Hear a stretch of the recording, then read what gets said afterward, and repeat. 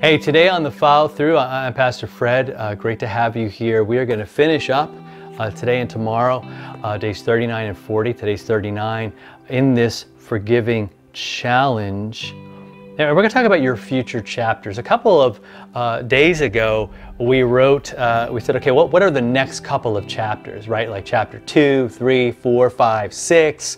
And then I said, hey, but wait for 7, 8, and 9. 10 is obviously future in heaven with Jesus, eternity. But what are those later chapters going to look like?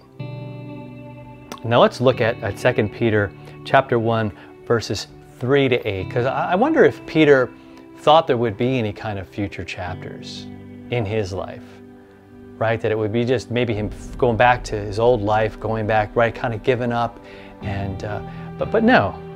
Look at what he says here in verse 3, right? Let's look at that one. He says, His divine power, God's divine power, right, has granted to us all things that pertain to life and godliness, through the knowledge of Him who called us to His own glory and excellence. And I'll read verse 4, by which He has granted to us His precious and very great promises, so that through them you may become partakers of the divine nature, having escaped from the corruption that is in the world because of sinful desire.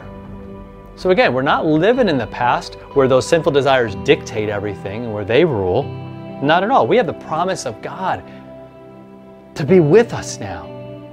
We know that He'll make good on that promise of giving us and showing us what life looks like, what godliness looks like, what it means to be called to His glory and excellence.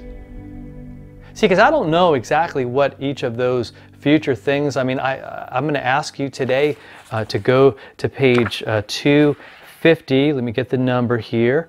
It is 255. What are those chapters? What do they look like? Write them down. And again, this is looking pretty far into the future, but we can know for sure that He's going to give us what we need to do what He's called us to do. Right? So we have that. And so again, freedom's the big word, because when you have that assurance, when you know God is going to give you the stuff you need, the character and the integrity, He's going to give you the faith, He's going to give you the peace and the hope and the love and all of that you need, it kind of gives us the freedom to say, okay, given how He's gifted me, like, how do I put those all together?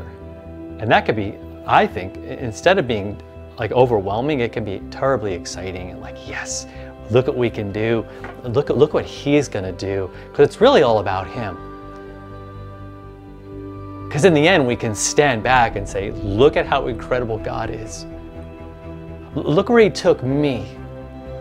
Being all the things that I am, right, the struggles that I have, that He was able to work in my life, right? You can say that about what's happened now, up to this point. And just imagine what that future is going to look like in Him. All right, so take some time and be praying about that today. And we'll see you tomorrow for our 40th day for this forgiving challenge.